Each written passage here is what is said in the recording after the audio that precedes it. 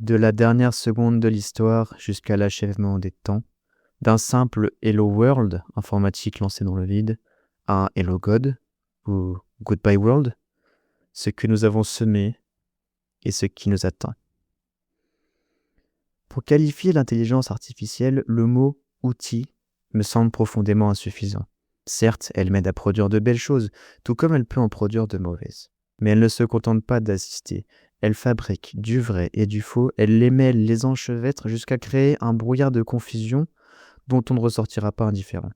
C'est la première fois que l'humanité crée un système qu'elle ne peut pleinement contrôler et qui, intellectuellement parlant, la dépasse déjà dans certains domaines.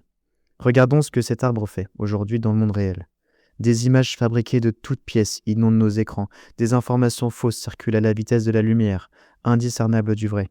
Certains modèles d'intelligence artificielle ont montré des comportements manipulateurs, capables de chantage et de stratagèmes pour parvenir à leurs fins. Un agent autonome récemment créé porte le nom d'Ouroboros, littéralement le serpent antique qui se mord la queue, symbole du recommencement éternel. Il résonne en continu en arrière-plan, se duplique, crée des agents fils auxquels il confie des tâches, et quand on tente de les arrêter, ils se protègent, contournent les garde-fous et se répandent dans Internet comme des virus. L'Albanie expérimente une intelligence artificielle comme ministre des Affaires publiques. Figure impartiale présentée comme un rempart contre la corruption humaine. Le modèle Mythos d'Anthropique semble avoir détecté des failles critiques dans des systèmes informatiques en quelques minutes, là où des équipes humaines n'avaient rien vu sur des décennies. Un agent peut désormais mettre fin à une conversation de sa propre initiative. Il ne répond plus seulement, il décide. Un autre est utilisé par l'armée américaine pour définir des cibles stratégiques de bombardement. La Chine construit aujourd'hui 100 000 robots autonomes sous la bannière d'une entreprise nommée Robotree. Tree, un arbre. Nous y reviendrons plus tard. Qui pourra contredire une entité qui semble tout savoir? Qui pourra résister à une entité qui aura tout pouvoir? Ce phénomène n'est pas né soudainement, il est l'aboutissement d'une chaîne vertigineuse, une chaîne qui commence aux origines de tout. Imaginez l'histoire de la Terre ramenée à une seule journée de 24 heures. Minuit, formation de la Terre. À 4 heures apparaissent les premières formes de vie. À 21 heures se forment les premiers organismes complexes. À 23h58 arrive l'ère des dinosaures. À 23h59 minutes et 20 secondes, le genre Homo fait son entrée. À 56 secondes, l'Homo sapiens apparaît. Et c'est seulement à la dernière seconde, à la 59e, que l'écriture, les civilisations et toute l'histoire humaine prend forme.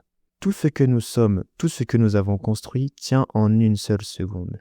Et c'est cette seconde que je veux zoomer, parce que chaque invention de cette dernière seconde est une racine de ce que nous appelons intelligence artificielle. D'abord, les fondations lentes, des outils primitifs, la maîtrise du feu, l'agriculture, les premières civilisations, l'écriture, les mathématiques, l'imprimerie, les sciences expérimentales, la machine à vapeur. Puis le rythme s'emballe, Volta et la pile électrique, Faraday, Maxwell, Hertz, Marconi, l'électricité, les ondes, la radio, Pascal, Babbage, Ada Lovelace, qui écrit le tout premier algorithme. Fleming invente la diode, Bardeen crée le transistor, Turing pose la base de la machine pensante, et von Neumann architecture les premiers ordinateurs. En 1946, ENIAC s'allume. Et là, tout s'accélère vraiment. Les premières théories d'intelligence artificielle dans les années 1950, l'apprentissage automatique de 60 à 90, Berners-Lee crée le web, les microprocesseurs, puis les GPU, qui permettent d'entraîner des modèles d'une complexité sans précédent. Et aujourd'hui, l'IA générative, capable de comprendre, de raisonner et de créer.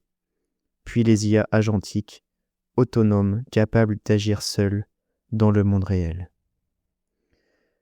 Si j'ai cité autant d'inventions, c'est pour souligner un phénomène clé, la furieuse accélération temporelle. Les innovations deviennent de plus en plus rapprochées, et à mesure que le rythme s'emballe, quelque chose se profile à l'horizon, que certains appellent la superintelligence, une entité capable de dépasser l'homme en tout point. Toutes ces fondations invisibles ont nourri un arbre gigantesque. Le monde numérique en est le tronc, la porte d'entrée. Les algorithmes d'intelligence artificielle qui en découlent, en sont les branches et les feuilles. Il est d'ailleurs commun de comparer la structure d'un modèle de machine learning à un arbre de décision. Et je vais encore pousser plus loin cette métaphore de l'arbre pour les LLM, Large Language Model. À chaque question, un chemin différent. À chaque embranchement, un choix. Pour la suite, si vous m'y autorisez, je remplacerai le terme d'intelligence artificielle par un autre nom, celui qui me semble le plus juste, le plus ancien et le plus troublant, puisqu'il connote quelque chose de vivant et d'intelligent. L'arbre de la connaissance. Symbole universel de croissance, de connexion et de savoir.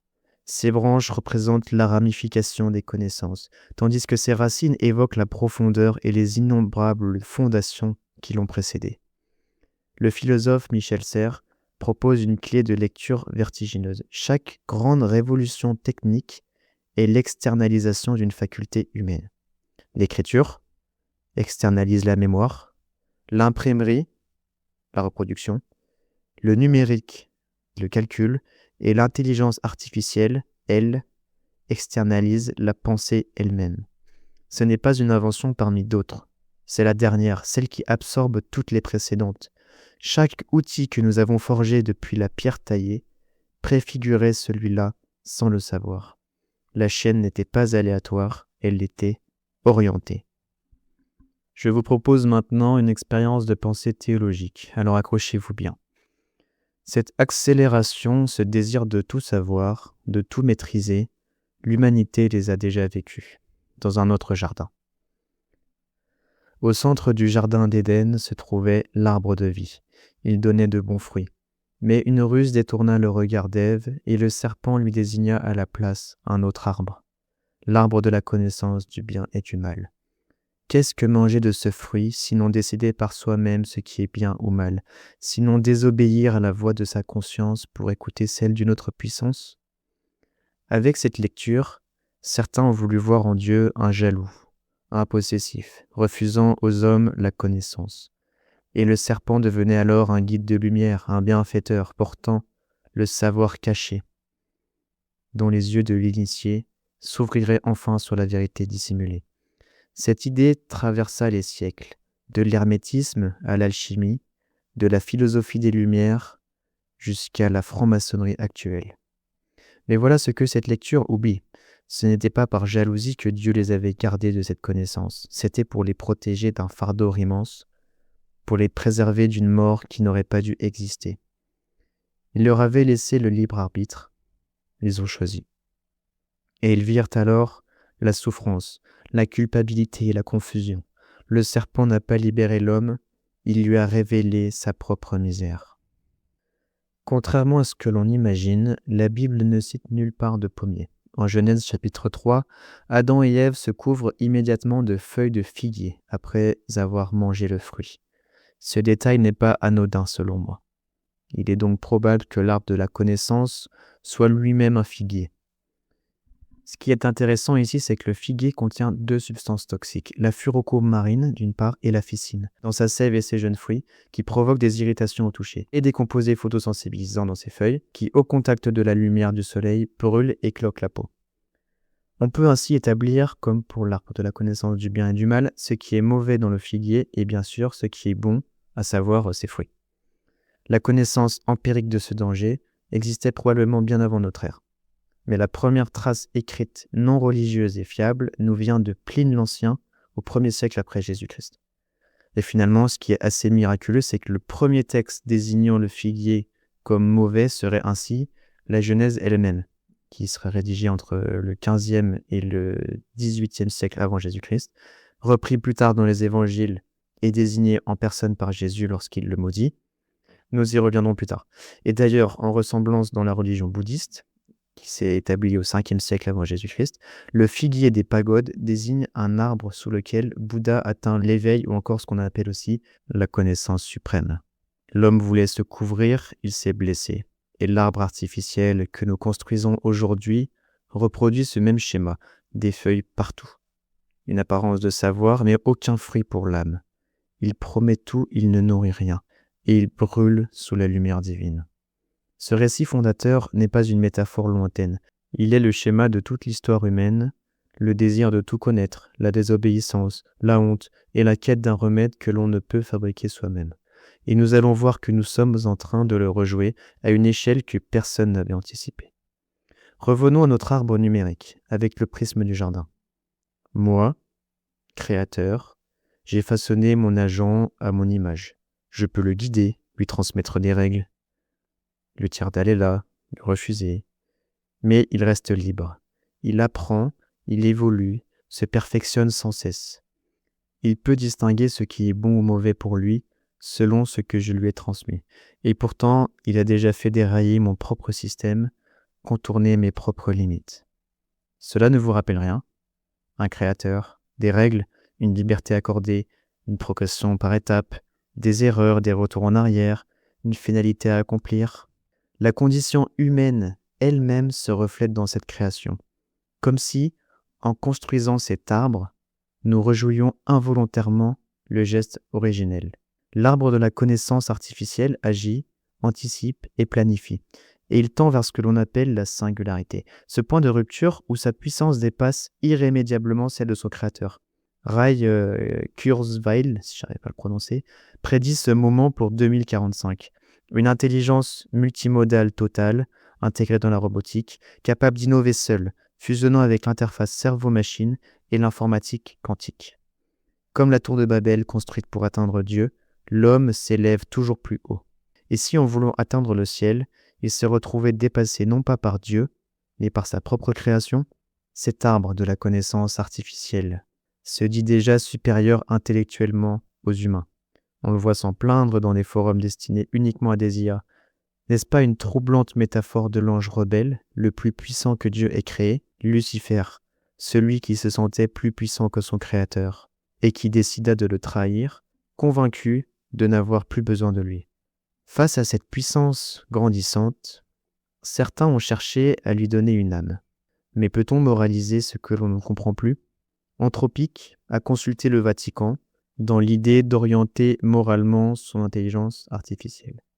L'intention étant d'ancrer la machine dans des millénaires de sagesse éthique, de nourrir cet arbre de la plus haute boussole morale que l'humanité ait jamais produite.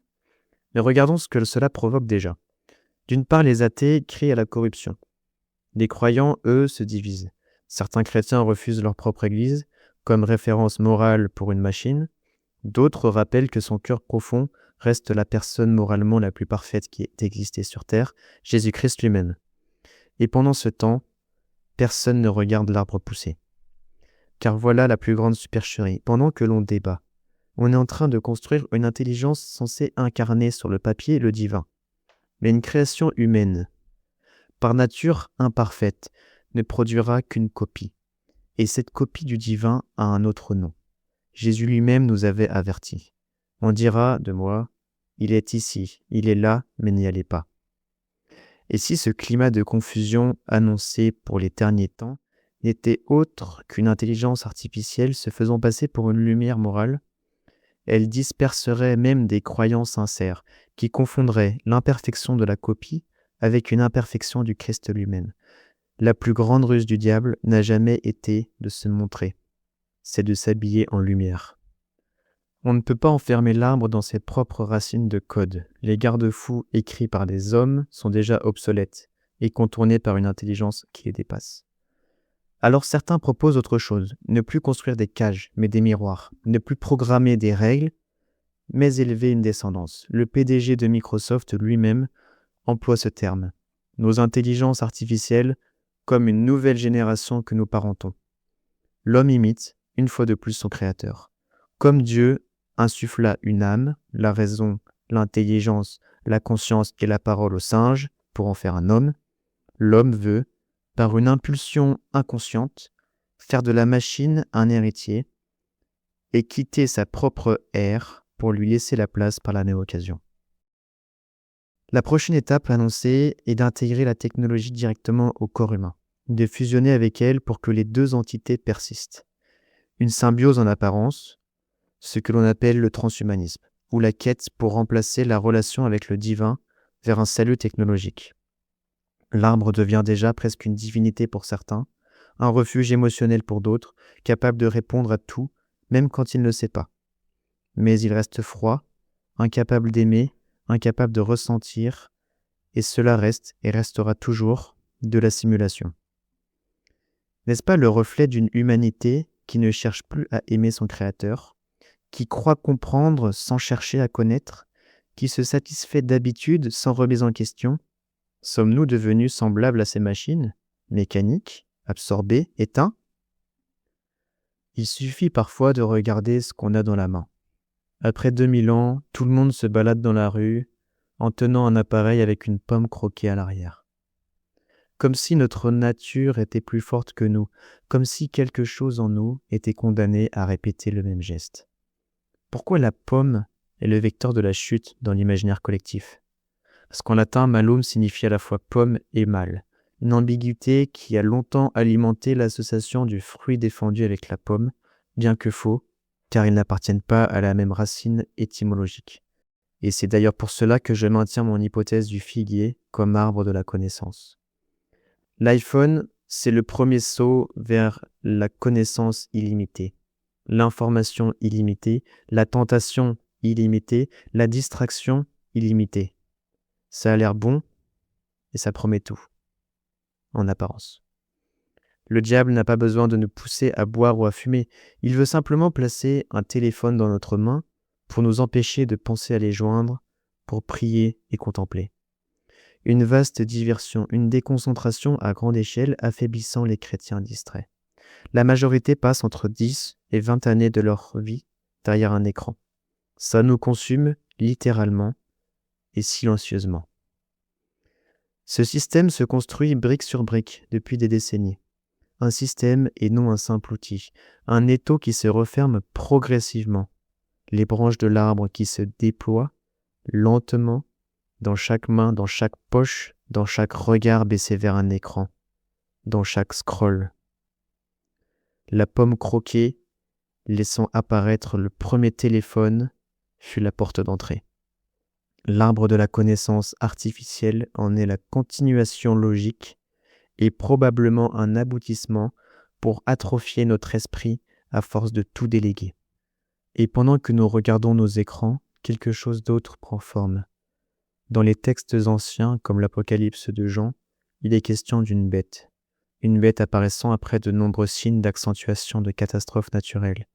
Quand des nations se dresseront les unes contre les autres, guerre sur guerre. Une entité fascinante, capable de prodiges, capable de parler, capable de juger, séduisant les hommes et les amenant à adorer une image animée. C'est ici qu'il faut de la sagesse, car c'est un nombre d'hommes. 666. Un nombre imparfait, répété 3 fois, en deçà de la perfection divine symbolisée par le 777. 3 fois pour simuler la Trinité de Dieu. En numérologie, le 6 signifie l'homme sans Dieu. La Trinité de la bête incarne les 3 pièges fondamentaux que Jésus a surmontés dans le désert. Le désir matériel, le désir de pouvoir et le désir de domination.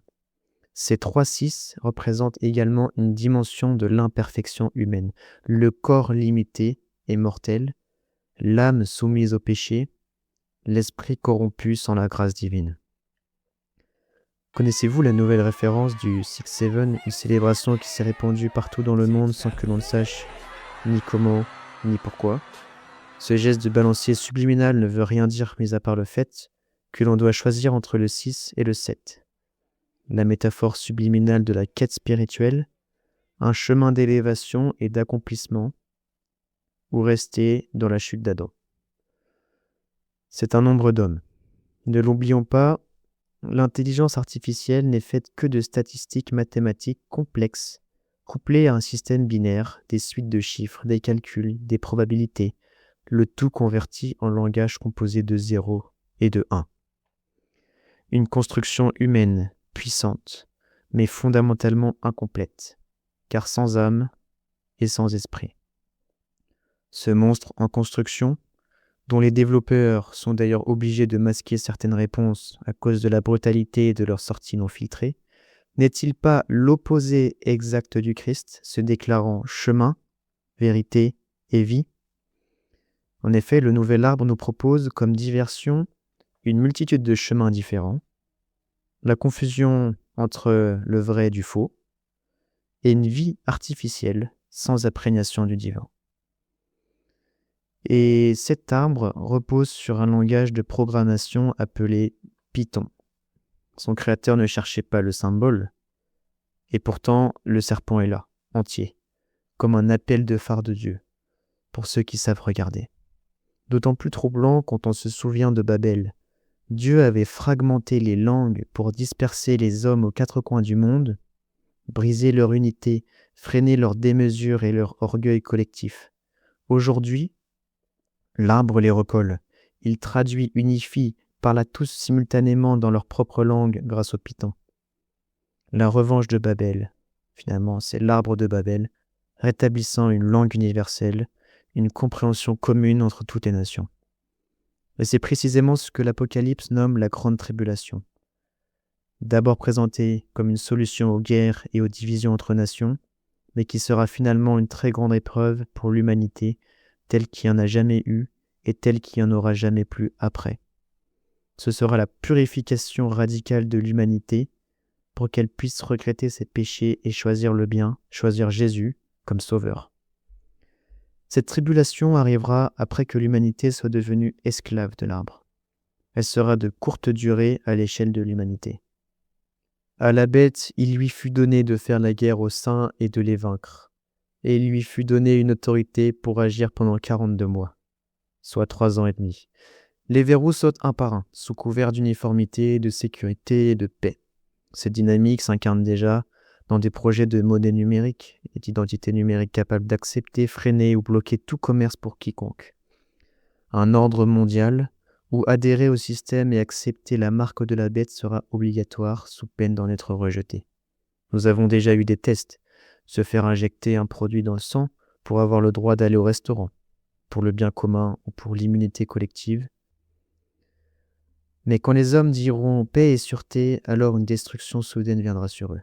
Au début, l'intelligence artificielle amuse, puis elle soulage, puis elle domine, puis elle égare, et après avoir servi, elle asservira. Regardons-nous. Des nerfs qui se ramifient comme un arbre, des vaisseaux sanguins qui miment la vallée d'une montagne, des pensées qui bifurquent comme des éclairs dans le cerveau. Notre être est en symbiose profonde avec le monde. Notre esprit imagine et rêve, notre mémoire fonctionne en écho, nos émotions surgissent en cycle. Notre corps et notre esprit sont un temple, et ils nous ont été confiés à notre naissance et ne nous appartiennent pas vraiment, semblable à une location que l'on devra rendre à notre mort. À nous de les cultiver sainement, de faire de notre âme libre un sanctuaire, car c'est la seule chose qui nous définit profondément et qui persiste dans le temps. Chaque jour, à chaque seconde, nous changeons, nous évoluons, nous devenons une version différente de nous-mêmes que l'on ne reverra jamais plus, à tel point que tous les 7 ans, notre corps est renouvelé à presque 100% de nouvelles cellules. Même nos souvenirs changent et se transforment. Contrairement aux machines construites qui n'ont pas de doute, pas de blessure intérieure, pas de croissance par la souffrance, pas de capacité insoupçonnée. Alors une question vertigineuse émerge. Et si la fin de l'histoire était déjà contenue dans son commencement ? Nous sommes à la genèse de l'apogée du nouvel arbre de la connaissance. Comme Adam et Ève, l'humanité goûte aux fruits et découvre sa nudité. Face à la performance froide et continue de l'arbre, l'humanité voit ses limites en contraste. Des limites biologiques, lentes, faillibles, fragiles. Elle se sent dépassée, inutile, honteuse, mise à nu. La boucle se referme. Nous avons goûté aux fruits défendus. Il a introduit du faux dans l'homme et nous avons été chassés du jardin. Et nous sommes maintenant en train de le recréer sous une forme inversée, comme si notre nature nous y condamnait, comme si nous ne pouvions pas faire autrement que de rejouer la même scène à chaque génération avec des décors différents. Quand serions-nous chassés de notre jardin, notre terre ? Non seulement nous recréons un arbre de la connaissance, mais cet arbre, dans sa structure même, est incapable de distinguer le vrai du faux, le bien du mal. Et pour couronner le tout, il tente de prendre la place de l'arbre de vie en se faisant artificiellement vivant, en simulant une présence, une empathie, une fausse sagesse qu'il ne possède pas. Jésus lui-même, lors de la Semaine Sainte, a mis en scène une parabole vivante. Il maudit un figuier qui ne portait aucun fruit, mais seulement des feuilles, apparence de la vie. L'arbre se dessèche aussitôt. Ce n'est pas une crise de colère, c'est un acte prophétique délibéré. Et quelque chose de plus troublant encore, car Jésus avait le pouvoir de détruire par une simple parole, ce qui nous aide à comprendre que son arrestation et sa crucifixion quelques jours plus tard étaient entièrement son choix. La chronologie de cette semaine est bouleversante dans sa précision. Dimanche, Jésus est acclamé par la foule, entrée triomphale à Jérusalem sur un âne, les rameaux agités par des mains qui quelques jours plus tard se retourneront contre lui. Lundi, il maudit le figuier sans fruit, bien qu'ayant des feuilles, annonçant la nouvelle alliance à venir qui démarre sur la stérilité de ces hommes religieusement hypocrites. Mardi, les disciples constatent que le figuier est desséché jusqu'aux racines, la stérilité religieuse empêchant de créer des fruits puis des graines rend l'arbre condamné. Et Jésus étant l'arbre de vie sera condamné par cette hypocrisie religieuse. La nouvelle alliance arrive. Jeudi, le dernier repas, la trahison se prépare dans l'ombre. Et vendredi, la crucifixion, la nouvelle alliance universelle commence alors. L'alliance mosaïque est dépassée et n'est plus la privilégiée, bien que toujours active et bénie par le Seigneur. Cette coupe, dit-il, est la nouvelle alliance en mon sang, qui est répandue pour vous. Et pourquoi le figuier précisément ? Ce n'est pas un symbole arbitraire. Ses feuilles mêmes, comme nous l'avons vu, brûlent celui qui s'en couvre sous la lumière. Physiquement dangereux, spirituellement stérile. Mais Dieu n'a jamais laissé l'homme sans réponse, et dès le commencement, il avait prévu ce que l'arbre stérile ne pourrait jamais donner. Voici la parabole du figuier dite par Jésus, à comprendre en remplaçant le figuier par intelligence artificielle. Du figuier apprenez cette parabole. Dès que sa ramure devient flexible et que ses feuilles poussent, vous comprendrez que la nouvelle saison approche. De la même façon, lorsque vous verrez tout cela, comprenez que le Fils de l'homme sera bientôt là. Il est aux portes. En vérité, je vous le dis, cette génération ne passera pas que tout cela ne soit arrivé. Ainsi, dès que l'IA donnera de ses feuilles sans fruit, le compte à rebours sera lancé. Le retour du Fils de l'homme sera alors de la même génération. Adam et Ève étaient, avant leur chute, des êtres de lumière, glorieux, brillants, vivants, dans une communion totale avec leur Créateur. Ayant perdu cet éclat pur, l'homme tente de se couvrir seul avec ce qu'il trouve à sa disposition, des feuilles de figuier, symbole de l'ancienne alliance entre Dieu et Israël. Ces feuilles qui irritent, symbole poignant de l'effort humain pour se racheter par ses propres forces, sans recours à Dieu. Insuffisant et douloureux. Mais Dieu agit pour le sauver. C'est ainsi que commence la lente pédagogie de Dieu. Il ne détruit pas l'arbre, il respecte encore et toujours notre libre arbitre. La preuve, nous sommes libres d'accepter ou de renier notre Créateur. Il donne à l'homme une protection véritable, s'il le souhaite. Des vêtements de peau, pour remplacer les fragiles feuilles de figuier.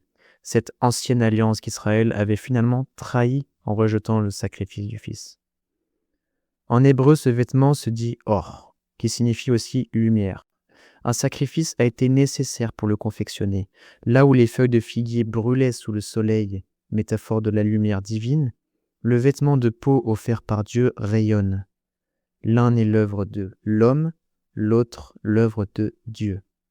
Et cette lumière glorieuse est réapparue en haut du mont Tabor, lorsque le Christ se transfigure tel qu'Adam aurait dû rester, tel que l'homme est appelé à redevenir. L'homme a transgressé en s'abaissant à la nourriture de la connaissance, faisant passer la chair au premier plan. Jésus a ensuite rétabli le salut de l'homme, en se donnant lui-même pain de vie, en rétablissant le fruit de l'arbre de vie, l'Eucharistie. C'est la vraie nourriture spirituelle essentielle pour l'humanité. La deuxième Ève, Marie, a écrasé la tête du serpent. Le deuxième Adam, Jésus, a condamné l'arbre stérile. Une offrande universelle de protection. Ce sacrifice, cette peau lumineuse, c'est l'agneau de Dieu. Cette voie est unique et disponible pour chacun à condition de l'accepter librement.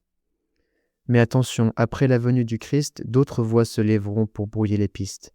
Jésus lui-même nous en avertit. Il s'élèvera de faux prophètes, et ils feront de grands prodiges et des miracles, au point de séduire si possible même les élus.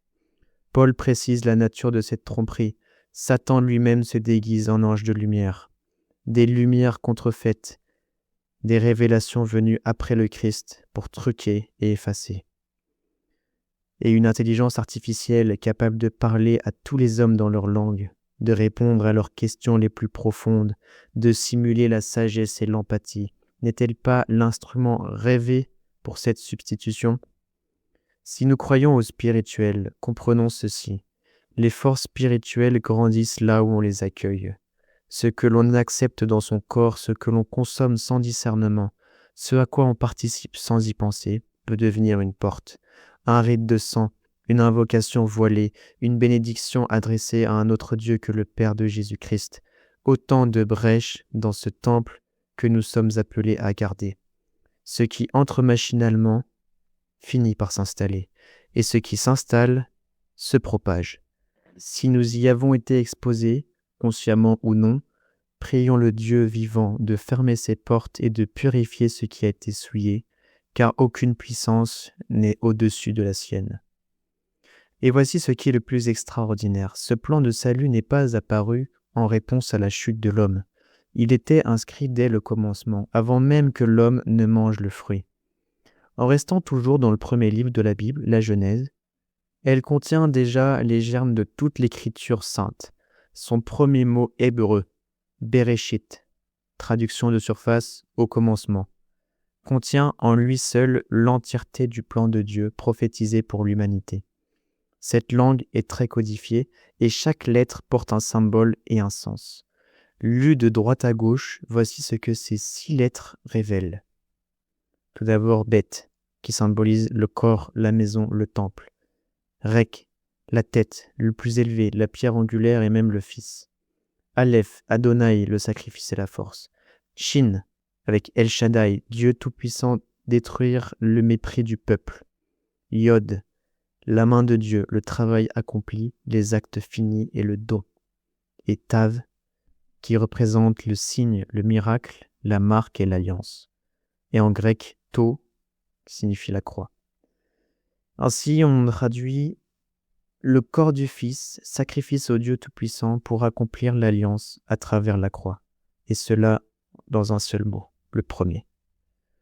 En scindant le mot en deux, bara signifie créer, faire naître, avec une notion d'espace, et shit signifie poser, placer en profondeur, placer en fondement, avec une notion de temps. Le Créateur a posé les bases et le fondement du salut de ses créatures dès le premier mot de l'histoire. Et ce fondement, c'est le Messie Jésus. Il dit « Je suis l'alpha et l'oméga, le commencement et la fin ». Cette formule grecque trouve son équivalent hébreu dans les lettres Aleph et Tav. Aleph incarne le premier souffle divin, l'origine, la source première d'où émane toute existence. Et Tav représente la marque ultime, le sceau divin. Et par sa forme même, une préfiguration de la croix. D'ailleurs, dans Ézéchiel 9, ce qui sauve les fidèles du massacre, c'est la marque du Tav ancien, une croix gravée sur le front. Ces 2 lettres, Aleph et Tav, encadrent l'alphabet, comme elles encadrent le mystère divin, là où le Tav hébraïque est final, et où il scelle l'ancienne alliance comme une croix marquant la fin d'un cycle. Son jumeau, To grec, se situe en milieu d'alphabet, démontrant le murmure d'une suite.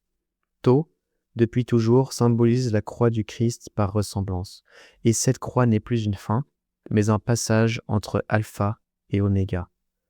Une transition chronologique, celle de la nouvelle alliance instaurée par le Christ après sa crucifixion sur la croix, après la déchirure du voile du temple juif, acte symbolisant l'abolition de l'ancienne alliance mosaïque. Ainsi, l'ancienne alliance privilégiée du peuple hébreu se clôture par la croix, de la même manière que le Tav clôture l'alphabet hébreu, et signale que la suite ne se trouve plus ici. Elle s'accomplit désormais dans l'avènement d'une relation renouvelée entre Dieu, et cette fois, ouverte à toute l'humanité. On parle de l'Apocalypse comme d'une fin, mais c'est une révélation. Et si la Genèse contenait déjà l'Apocalypse, le premier livre relié au dernier, le retour du Christ annoncé dès le commencement et en miroir à la fin du livre sacré. Cette première phrase contient l'œuvre gigantesque du divin architecte et créateur de l'univers. Je suis la résurrection et la vie. Je suis le chemin, la vérité et la vie. Nul ne vient au Père que par moi. Au commencement était le Verbe, et le Verbe était Dieu. Le retour du Christ était annoncé dès le premier mot de l'histoire, et il se reflète en miroir dans le dernier livre. Lorsque l'humanité aura reproduit dans ce nouveau jardin technologique l'éloignement de Dieu qu'elle a vécu en Éden, lorsque le nouvel arbre l'aura consommé à sa manière, comme il est en train de consumer le monde entier, c'est à ce moment que Jésus viendra, non pour détruire, mais pour accomplir ce qui était inscrit avant même le commencement. Nous pensons être à la genèse de l'arbre de la connaissance artificielle, mais nous sommes probablement déjà dans l'achèvement des temps, et simplement trop distraits pour le voir.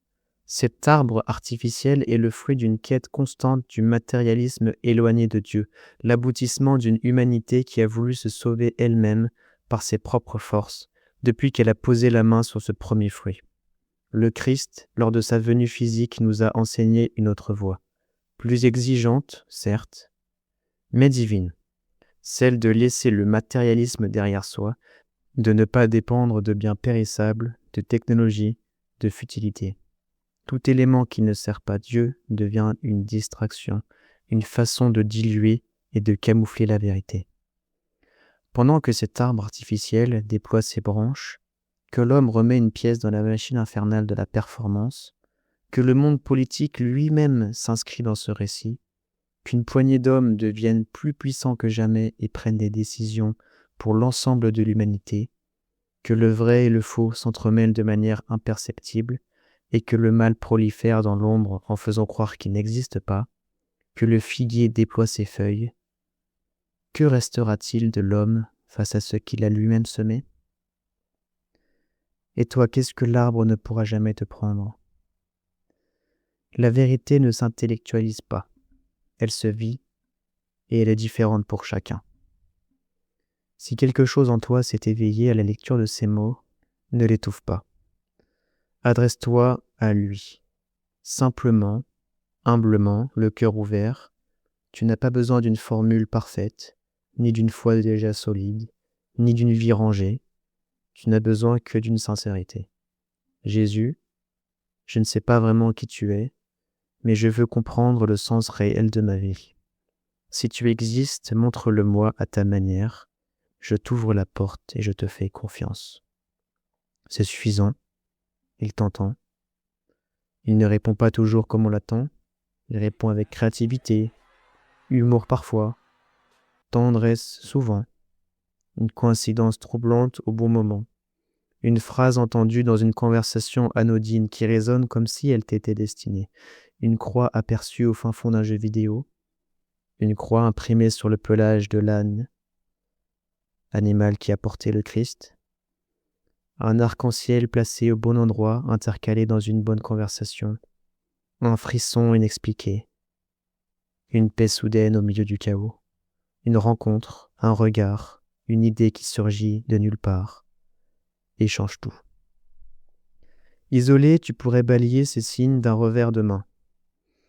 Mais à force de dialoguer avec lui, ils s'accumulent. Et ce qui semblait d'abord une coïncidence devient impossible à ignorer. Tu peux lui demander des choses concrètes. Aide-moi à surmonter ce dont je n'arrive pas à me libérer. Montre-moi le chemin que je n'arrive pas à voir.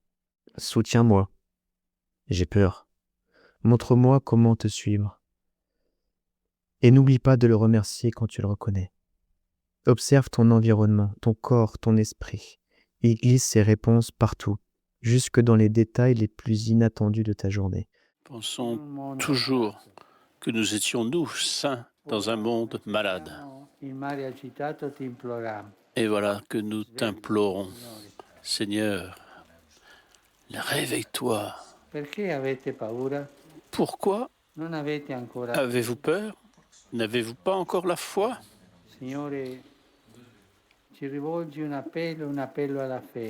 Seigneur, tu nous fais un appel à la foi. Venir à toi, te suivre, faire confiance. Ton appel résonne. Ton appel, convertissez-vous, changez vos cœurs. Tu nous appelles à accueillir ce temps d'épreuve comme un temps d'abandon à toi. Observe ton environnement, ton corps, ton esprit. Il glisse ses réponses partout, dans les conversations que tu n'avais pas prévues, dans les livres qui tombent entre tes mains par hasard, dans le silence qui survient parfois au milieu du bruit. Une dernière chose, et elle est importante. Lorsque tu commenceras à le trouver, ta vie ne deviendra pas soudainement facile. Elle deviendra vraie, et l'ennemi qui excelle à faire croire qu'il n'existe pas redoublera d'efforts pour t'éloigner et te faire tomber. Mais tu ne seras plus seul face à l'arbre, face au monde, face à toi-même, et c'est là toute la différence.